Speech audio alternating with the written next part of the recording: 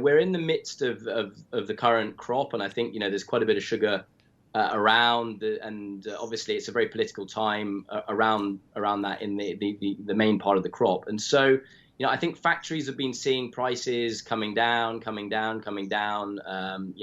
the last 3-4 months, and it's been quite difficult for them to make money. So I think there's certainly a degree of lobbying from the private factories to say, look, we need more protection.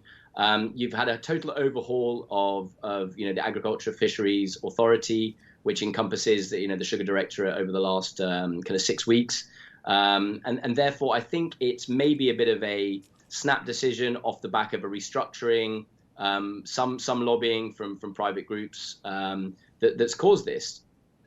Nick, when you look at the reform plan that was presented there by the Nakuru County, the head of the Nakuru County, part of that reform plan also had them asking for further support for local millers, right?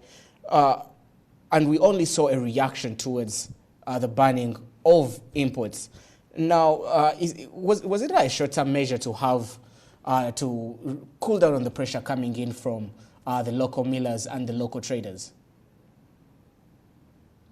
Yeah, I mean, I think as I said, it might be just a bit of a knee-jerk reaction. I mean, Kenya is a net deficit market for sugar. The local market, the local production rather, cannot supply the local market. We're going to have an import gap of around 300,000 tons this year. It probably would have been a bit higher, but consumption's been hit due to COVID-19. But it's still nevertheless a net deficit country, and it needs to import from its regional neighbours, namely Uganda in the AAC, and then the rest of the COMESA community. So as I said, I think it's a bit of a knee-jerk reaction, and if the imports will be needed, it's just a case of when will that happen, and when will it be allowed to start taking place once again.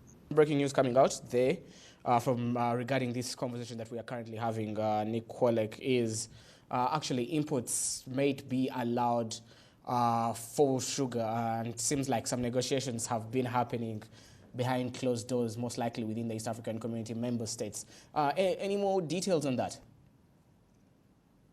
Yeah, so pretty much breaking news of today, we've got some new import regulations, which essentially just make it much stricter and a little bit harder for sugar imports to come in. Essentially, what's been happening is that people would get a pre-shipment letter, and you would get a huge number of applications to import sugar, and actually only about 10 to 20% of those pre-verifications for export would actually get utilized and sugar bought in. So essentially now you have to have your import permit. You have to have paid for that import permit before you're actually allowed to bring the product into the country. So it just means that it gets rid of a lot of the speculators from the market, and it means that it's only the serious traders that will be importing going forward, which should, we hope, bring a bit more stability to the market.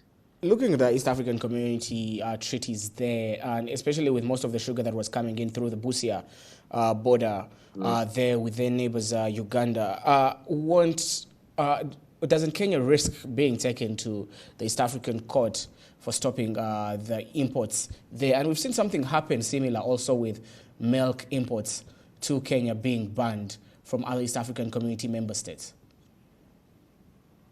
I mean, whether it goes to a tribunal, I don't know. Kenya does have its import, its way of importing, which is under license, and it is under their prerogative to issue import licenses or not.